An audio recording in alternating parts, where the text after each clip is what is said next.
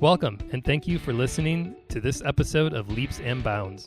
I'm your host, Tom Bash, and I'm thrilled to be bringing you conversations with some of the most successful CEOs, sales leaders, and home improvement professionals. When I started in this industry 20 years ago, tearing off roofs, I had no idea about what went into making a home improvement business successful. Now, having met with thousands of contractors, helping them adopt technology, and watching them grow, I'm excited to invite them on to share what's made them successful, what they're doing today to stay ahead of their competition, and the advice they have for others.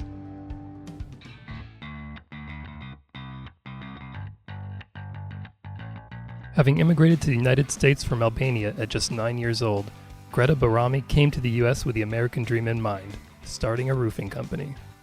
No, it's not exactly what she had in mind, but after applying to a Craigslist ad for a roofing foreman, spending 3 years learning on the job, and studying everything she could get her hands on, Greta started Golden Group Construction.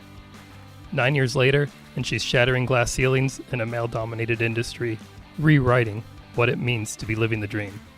I'm excited to hear her story and find out what's made her so successful. So let's get this show started. Hi, Greta. Welcome to the podcast. Thanks for having me. Excited to be here with you today. Awesome. Thanks. Usually when I have guests on the podcast, I love to kind of find out, how you got into roofing. And I know you have a really interesting story. Not even, how you got into roofing, but your journey to the industry and to the United States. And so, I could certainly list off some bullet points and some highlights, but I'd love to have you kind of tell our listeners what that journey looked like and how you got, acclimated to the United States and then how you got into roofing. Yeah, certainly hold on for the ride. My journey started in Albania, across the ocean on the other side of the world. I grew up in Europe, and my parents decided that in 2000 they wanted to embark on coming to the United States for a better opportunity for not only themselves, but also for my future. And we left Albania behind because at this time in the late 90s, early 2000s, Albania was still going through a lot of problems with its government bodies, and my parents said that this was the perfect time to leave. Coming to the United States, growing up, I was the girl that was hungry not only to understand the American culture, but the people, and really capture my own American dream.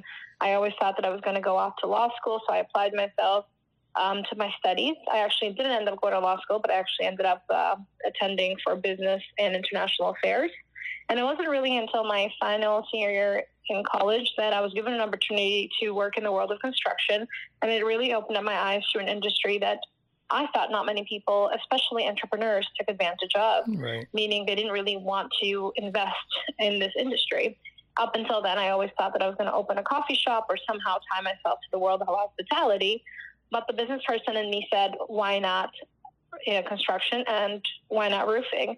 And after spending 3 years under the guidance and mentorship of the general contractor I was working for, I really said to myself that I want to be this girl that has this successful roofing company. And I never forget when I told my friends or my parents that I was going to open a roofing company, how crazy they thought I was. And I remember my father almost wanting to cry because he said, roofing is not for girls. Like, you should be wearing heels. And not that that's sexist in any way, but, he's just like, he wanted his little girl to dress up and go to the office with her friends. He didn't want me to wear construction boots and go to the job site because he was just old world, and that's just the way he had envisioned my future. But nonetheless, I still decided to embark on this journey and open the doors to Golden Group in the year 2012. Yeah, it's amazing. First of all, a lot of people don't grow up thinking of that they want to join roofing, let alone immigrating to the United States, wanting the American dream, and then realizing that what you wanted and what you have today is something really successful and good. And it's kind of interesting, the perspective that some people have on the industry as a whole. And absolutely. It's a really good message to share, and I'm glad you did. There's a lot in there too that I just want to unpack a little bit, because you went to school originally with the idea of that you wanted to be a lawyer, and then I guess somewhere in there transitioned into business. Exactly. Yeah. And then, entrepreneurship was always my calling. I always knew that I was going to be a CEO of some company one day. That was my ultimate dream. And I said, why not have it be my company? And why not have it be in this industry that I see a light bulb go off? Because it was a light bulb moment. I remember being at a construction site. I remember supervising it. And I remember this moment coming to my mind and saying, well, people seem to love the way I approach the construction site. People seem to love the technology that I bring to the construction site. Why not do this for the everyday homeowner? And why not do it as me, as Greta? At first, I was very afraid of that thought. Ultimately, I thought I was going to always franchise the company that I was working for. I always said to myself, when the moment that you want a franchise, I'm going to be the person. But then I said, why not have it be me? Why can I not do my thing my way and ultimately hold all the power? And that thought was very scary and very big. But I knew that to get it right, I had to do it myself. Yeah. Now, how did you get connected with a roofing company of all places? I imagine that wasn't the first place you looked when you were considering. No, that was completely by chance. When I was graduating, 2011, 2012, the economy was still picking up. We were coming post-recession. Not many people were hiring in international affairs, finance. Finance had taken a big hit. So I stumbled upon this ad that said roofing foreman, $300 a day. And I was like, done. I don't even know what this is, but I could do this. And now you might say that's kind of crazy. And most people would probably pass through that ad, but maybe it was meant to be. I stumbled upon that ad and I stayed there and I embarked on it and I did it. And some things happen for a reason sometimes, but maybe I had to be the first push. And maybe others like me out there had to be the first push to create a chain effect where we create this this energy and flow towards the world of construction. Because now, me being one of those female voices for roofing in Massachusetts, I definitely see a lot more younger individuals, such as myself, giving this industry an opportunity. So maybe I was meant to click on that ad so I could start something here where I am today. Yeah, I mean, I think a lot of our listeners know this industry pretty well. But I mean, tell me, what was it like coming into a pretty male-dominated industry 8 or so years ago, kind of to where we're at today, and how you see the industry progressing, going forward? Well, I'll say this before I start, that it's come a long way in the last 8 years. I think the growth that we've seen in the last 8 years in roofing, just in the female presentation of it, is tremendous. It's exciting. But where I started 8 years ago, especially at 21 years old, it was a very dark, rugged, I don't even know how to explain it to you, but it was just not a positive, flowing atmosphere. Yeah. It was an atmosphere that used profanity. It was an atmosphere that was sort of dark. It was an atmosphere that you never really got full respect for the work you did, even though you were dealing with millions of dollars every day. You have to remember that the average company generates in the millions. So this is not your everyday mom and pop shop. We're dealing with big ticket items, and it never felt like we were doing enough. It never felt like we could relax or breathe for one moment. It was just very fast paced, to a lot of anxiety, a lot of having to prove yourself. And a lot of times there was a lot of, disrespect. Yeah. Not that it just came with the game, right? You had to have thick skin into it. But being a woman, it just meant that you had to work twice as hard. Because I did have to, and at first it was cute there was a girl on site, but then it became like, okay, if you're going to be here, like, you have to carry the same weight. And then it became about proving myself that I was worthy of everybody's respect equally. And I walked through all those stages, and I embraced all those stages, because I realized that at first I was going to get ultimate yield just by being a woman, because the guys respected that. But ultimately, they weren't just going to respect me just because I was a woman. I had to prove that I was worthy of the trade, and I had to prove that I was worthy of standing side by side with them. And I did all that. And I'm glad that they put me through those tests, because it would make me the person I am today. I'm glad that they ultimately made me prove myself, that it wasn't just because I was a girl. I was ultimately going to get their respect. Yeah, I think it says a lot about, who you are as a person, and that you want, you kind of look at it as like a challenge, right? Like, I'm out to prove myself and prove that I belong here. And I think that ultimately earned you a lot of respect and the attention of, your peers and stuff in the industry.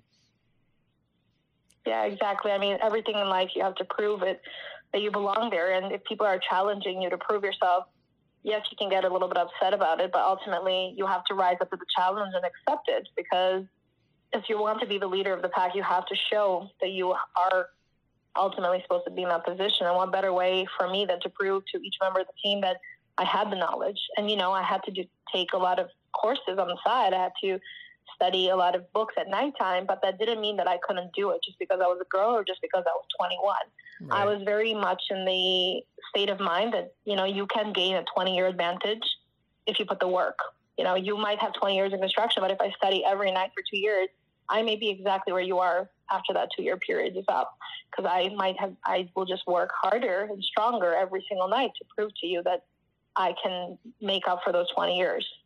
Yeah. I imagine there had to be a moment there in those first, maybe it was the first week, first day, first month, when you started and you said, I don't know, like this, this isn't what I signed up for. I mean, when was it that it was, what changed for you kind of in that moment of like, hey, this is where I belong? I've definitely had a lot of moments like that. And, those moments come and go. I can't say that they're gone forever, even today. But some of those moments came when I was dealing with bigger projects with engineers and other construction supervisors on site. And it came to when people would see me show up on the job site, and they saw me as a woman, and ultimately they would ask, where's the other guy, or where's the guy, or who's the guy? Sometimes, you'd get disrespected. And in those dark moments, you would say to yourself, do I really belong here? Like, am I really fooling myself? Because it seems that I can't fool anyone, right? So you almost believe the imposter within yourself. You believe that, hey, that this guy constantly keeps asking to see the guy that is running this job site, and he can never get over the fact that it's me running it, that maybe I shouldn't be running it at all. And sometimes you have those moments on site when you look down and your hands are dirty, and you scroll through social media and you see your friends having a great time, and you wonder, like, why am I here? And to tell you that I haven't had those moments would be a lie. I've had those moments where I question it, but then I look at what we do every day. I drive by job sites that are mine, and I drive by homeowners' lives that I've touched, because I see the bigger picture, and then I say, no, this is where I'm supposed to be. And that's how I get through those moments. And those moments will always come and go. I don't think they'll ever go away 100%. And maybe that has to do with just the fact that those insecurities will never be 100% gone today out of me, but maybe for the next generation, they will be gone. Right. Yeah. That's what we strive for. Yeah. Isn't it true? We always want better for the next generation. There's a lot more groups and stuff. I know, we had talked briefly before, like National Women in Roofing is a group that's, obviously for women in the industry. And I feel like its presence has grown, exponentially these last, several years. And I know you're not only a member of that, but you're also, correct me, you're on the board in your area? Yes. Mm-hmm. I'm in Massachusetts Council Chair. Yeah, it's a very proud moment to be part of National Women Roofing, because it puts everything that you're working so hard on, it puts it into the bigger picture, and it makes the fight so much worth it. And it's almost like a sisterhood where you see others that are joining the same purpose and mission that you're on. And this is mission to spread that, first of all, just to spread that the trades are great. It's a great career, and roofing is incredible. But it's also a great place to work, and it's also a place that's always a need. So why wouldn't you work in an industry that's a need, that's an infrastructure of the world? So just what I love about National Women Roofing, it's that it brings that connection to the bigger picture, and it unifies people in the trades, especially obviously women, and it lets us feed off each other's. So when we have those low moments, we're able to come out of them quickly, and we're able to keep pushing forward into the bigger picture. So, yeah, it's been a crazy ride. I mean, our chapter is small, only 6 strong, but every day we're constantly growing one more member, and although, what's happened in our markets right now, and the shift that we've had, we're still going forward every day. We're still trying our best to continue to grow the message of empowerment, and we're in this together, and it's a mission of purpose and always the bigger picture. Yeah, that's really great. And I'm glad that group exists, and I only see it getting stronger and stronger. So it's really good that you're involved in that. I know another thing that's really near and dear to you is being the first female treasurer for the New England Roofing Contractors Association. Can you tell us a little more about that? Yes, I'm very, very proud of that. I As you was should be. reached That's out great. by another board member. Another board member asked me to be on the board, and I was so proud to be on the board, essentially as a board of directors. And while serving on the board as a board director last year, the board voted that they wanted me to become their treasurer.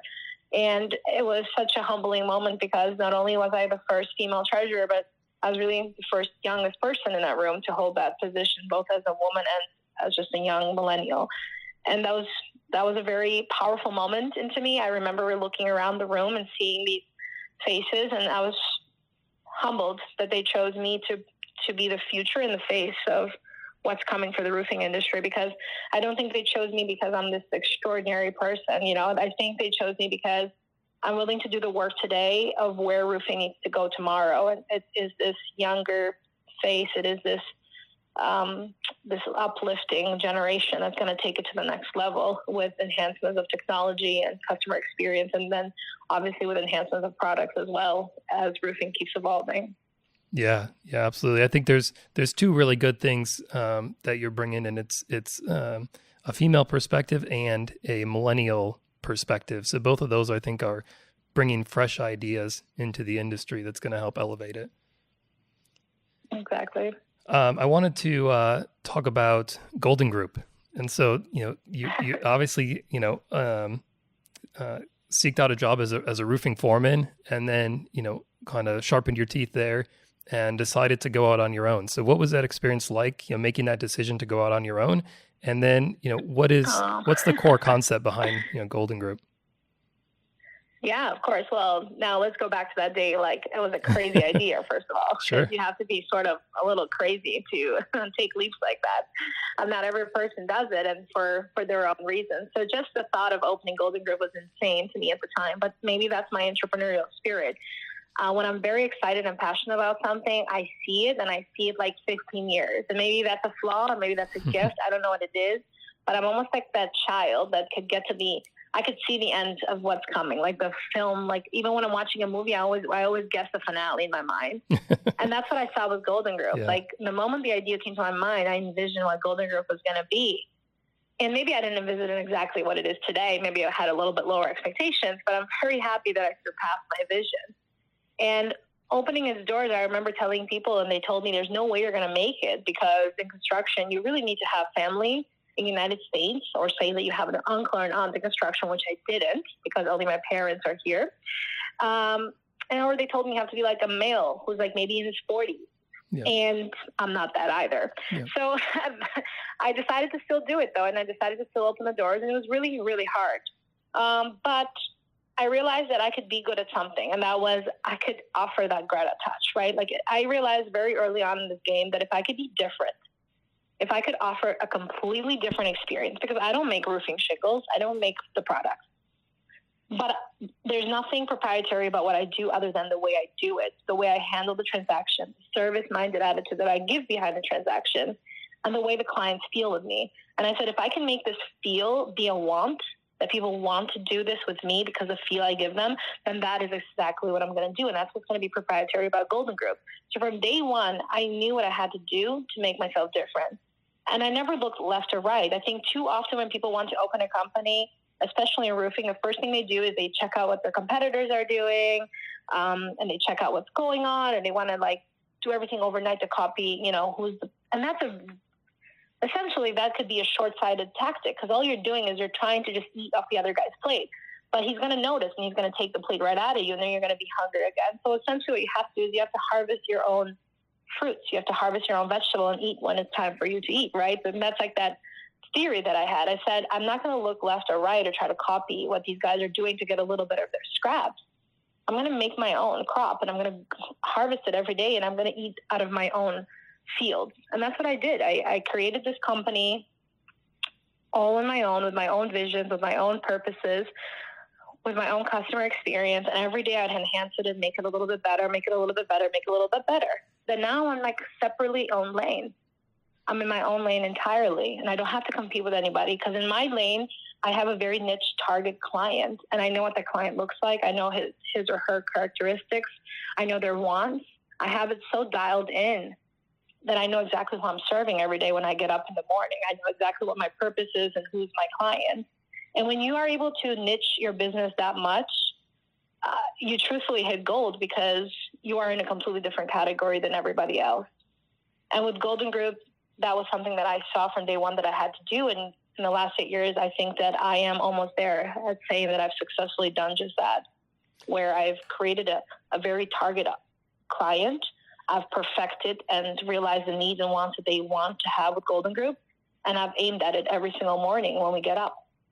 That's what I call the Golden Group difference. Yeah, no, that's great. I wanted to ask, what kind of differentiates Golden Group? And I think you outlined a lot of things, but what is that audience that you focus on, and how did you determine what that audience was?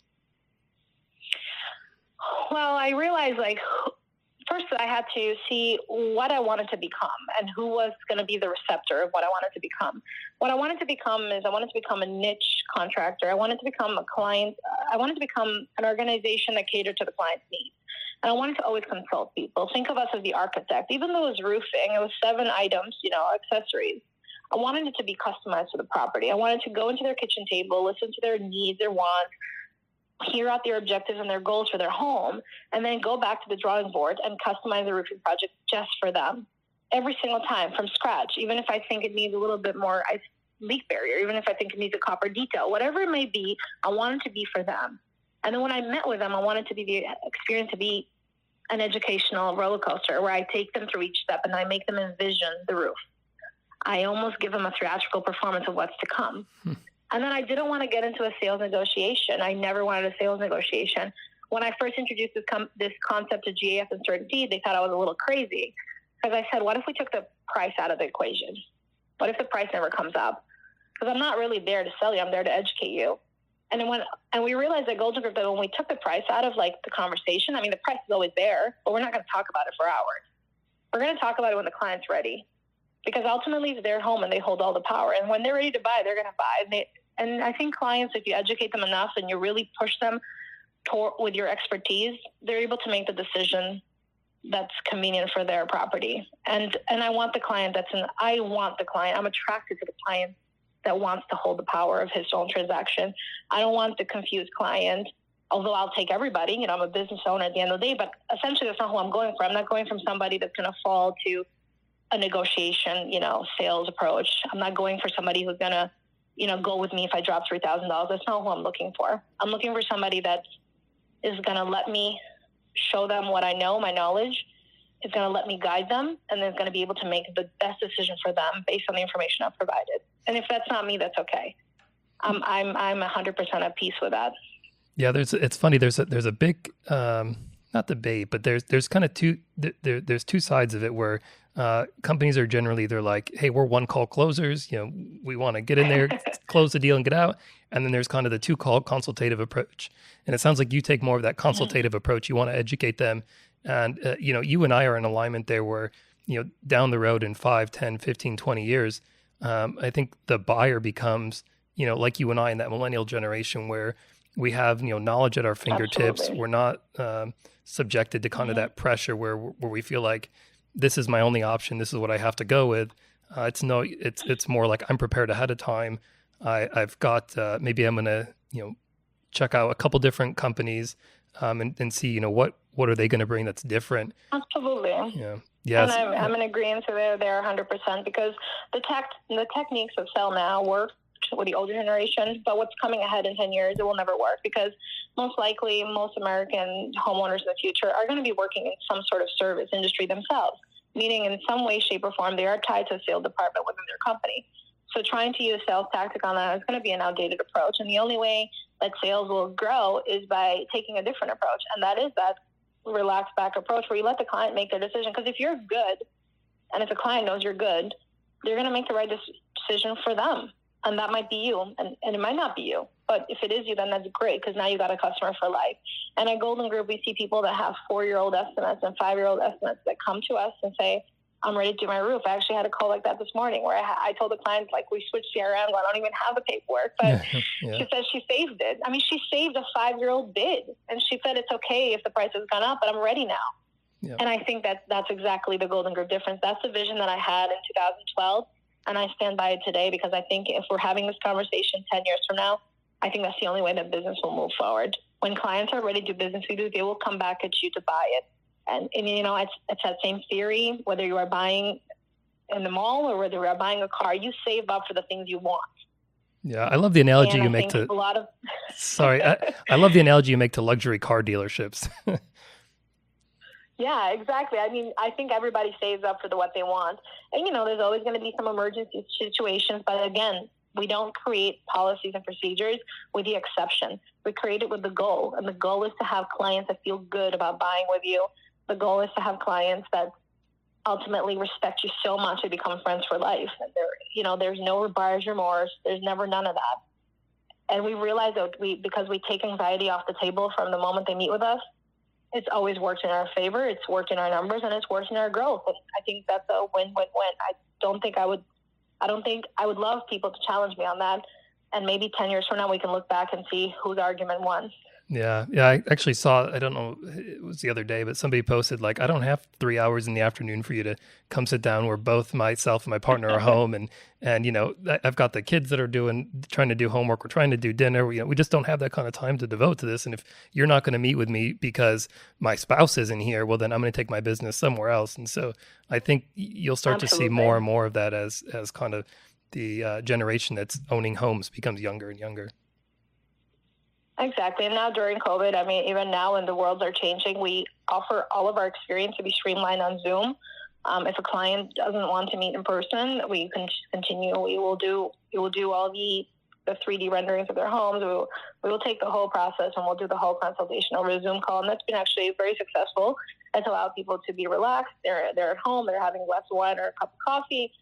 We're still continuing the conversation and we're still having a good time talking about roofing. And we don't have to take time out of their busy schedules. We don't have to have the spouse there because, if you were to ask me if my husband has to be there, well, you just asked the wrongest question because, right. being that I am in a leadership position, I think I'm very good at making decisions. So I think it's an old approach to sales, and it's one that's the new generation with blended families is going to find quite irritating. Yeah. Yep. No, I definitely agree there. I wanted to switch. I think I had heard that that you don't, not that you don't let your sales reps see profit, but that profit isn't, a centerpiece of kind of the deal. Absolutely. So our sales consultants and our staff really even foremen are only able to see the job like conversions and sales in the beginning stages. But after the job begins and once we start ordering materials and permits and dumpsters, you don't actually see that anymore. And the reason being is we never want a foreman to make a decision of not buying more material because he's so concerned about the profit margins, or a sales consultant not doing the right thing just because he's so concerned about, again, that margin. I think when you are allowing your staff to see numbers too closely, they become obsessed with numbers, and numbers is great, but it's great for an accounting. In sales, if you're only running with the number and you're so focused on the number, you forget that this is somebody's home. You forget that this is roofing. You forget that, this is a need, not a want. For a lot of people, maybe roofing wasn't what they had planned. Maybe they had planned something else and roofing came up unexpectedly. So it dehumanizes them and it makes them robotic. And I never want people to be robotic. I want them to be sensible. I want them to have empathy and to feel what the other person's feeling. Because although 50% of our clients, want to remodel their home, it's a great experience. Other 50% was probably the worst thing that could happen to them. It was horrible timing. They were going through something completely different. They didn't need this to come up, but it did. And they had to do it because it's not like a kitchen where they could postpone. They had to do it because they wanted, not to have water dripping on them when they were sleeping. So I think when we take numbers off the board, once the job has begun, we're able to use our human instincts and really take care of people. And then we can review numbers at the end once everything is closed and once the client is satisfied. Because ultimately, we have to remember that the reason we did this was to have clients. And if we worry about profits, we're going to forget that profits are, an equation that are connected to clients. So it's a big circle. So I think you have to subtract yourself out of it so you don't enter this hamster wheel where you're forgetting what you're even doing. Yeah, no, that's a good point. What's your sales reps engagement level throughout the sale? I mean, some people, they sell the job or they go for the appointment. If they sell the job, great. They hand it off to production. If they don't sell it, then it gets handed off to maybe a rehash team.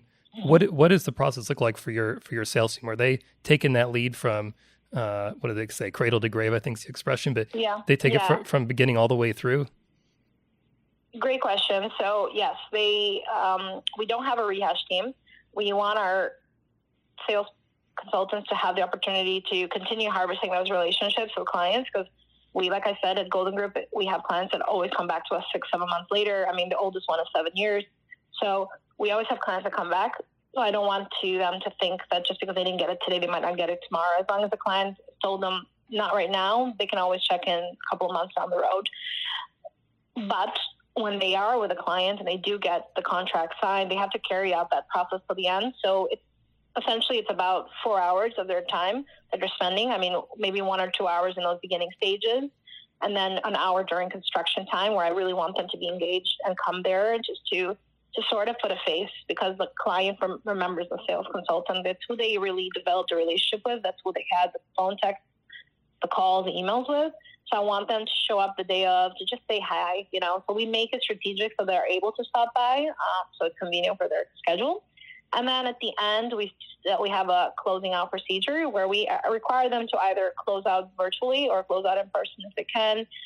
There's a small company gift that we provide that the sales consultant takes over, and really just, handshakes them in hopes that they will, continue to spread the word about the Golden Group difference. And it's really what the grand finale, because although I'm involved somehow, although my production managers are involved throughout each step, essentially the sales consultant is the face that they connected with, and it should be the face that they part ways with, in my opinion. Yeah, I think the thank you gift's a really neat thing. Can you expand upon that just a little bit?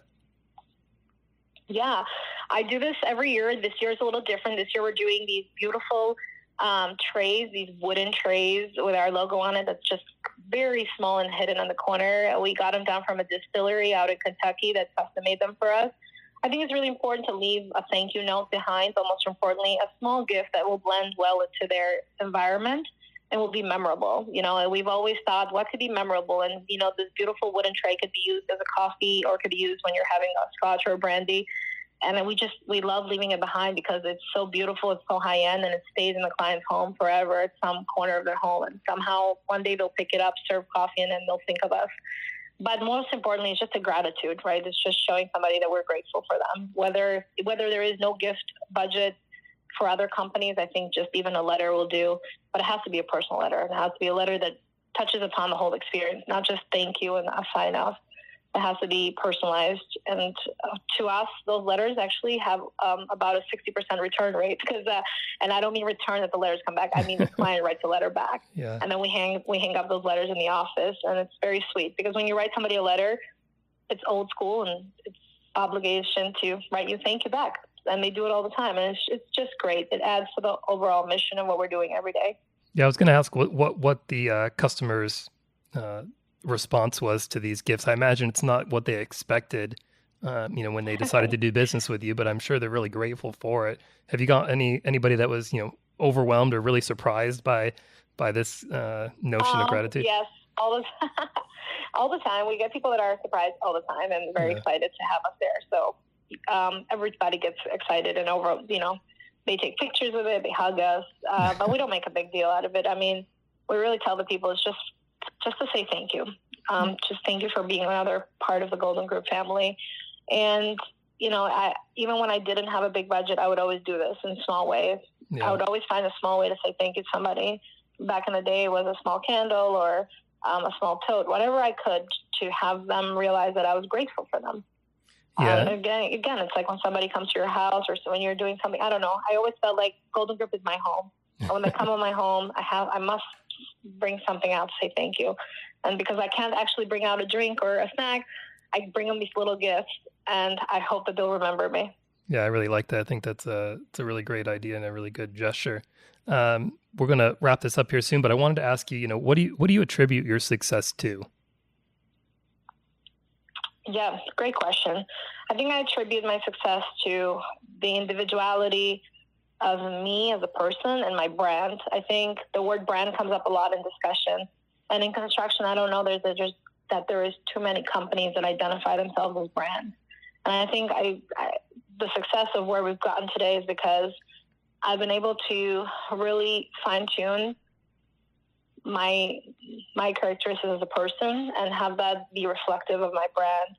And once you successfully do that, whatever that means for you, and again, you don't look right, you don't look left, you just look in the front, you'll be able to see a vision. You'll be able to see a map of where you are meant to go. And you just follow that, and you are truthful to yourself and truthful to your brand and truthful to your people, and you always have the right intention of people before profit. I think you'll do great, and I think you will always reach your own success, whatever that may be. And I think that's what's led to the success of Golden Group, is just the ability to be a good person. I don't know. I know it sounds cliche, but I really care about the people that work for me, and it starts with them. It starts with the roofers. I don't know if you've heard my message before, but it's the hands on the roof that matter. They bring this art to life every day, and it starts with them, and it starts with taking care of them, and it starts of us working together and us taking everything that we hold dear as a group and putting that into the brand every day so other people feel it. And I think that's ultimately the success. It's taking the characteristics of yourself, your people, and making it the individuality of your brand. Yeah, I think that's great advice, and really appreciate you coming on and sharing that information with us. I generally ask, yeah, of course, my pleasure. Yeah, I generally ask, what advice you have for others, but I think you just did it. I mean, you gave folks a lot of good advice. But I'd just say, if I imagine that a lot of people are going to be really receptive to this message and to your story. So for those listening, what would you tell them when they're looking to maybe branch out on their own, or looking to even break into this industry? What kind of advice would you have for them as they embark on that?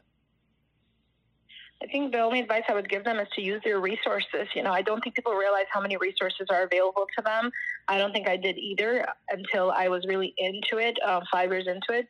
I think if they're looking to do this on their own, is take advantage of the resources, take advantage of the network opportunities, because there's so many out there. And of course, you have to vet each of them out and see which one is for you. But if you take advantage of the platform that others have created before you, and you come with an open mind and you come with those barriers and walls down, you're going to be able to absorb so much positivity and so much information.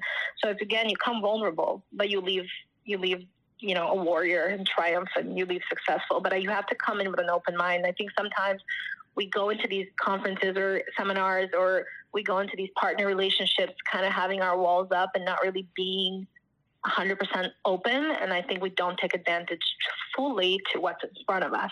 So whenever I make new relationships, and wherever I enter or embark on a new journey, I come clean, right? Like I come as a clean slate, because I want to take as much as I can, and then of course make it my own. But at least I want to come in and take as much as I can at first, with leaving a lot of my opinions at the door. And I think that's the best message I can give somebody that's starting new. Is come in, listen, take advice from the older guy in the room or the newest guy in the room, to the smallest guy to the biggest guy, and then find your own voice.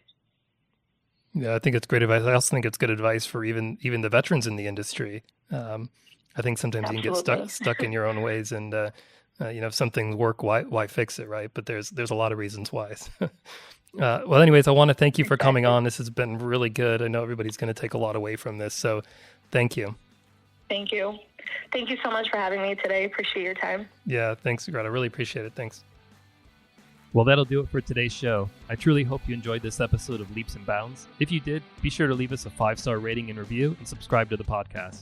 We look forward to bringing you more exclusive conversations with some of the most successful home improvement leaders. If you're interested in learning more about Leap, be sure to check us out at leaptodigital.com or follow one of our social channels. Until next time, see you.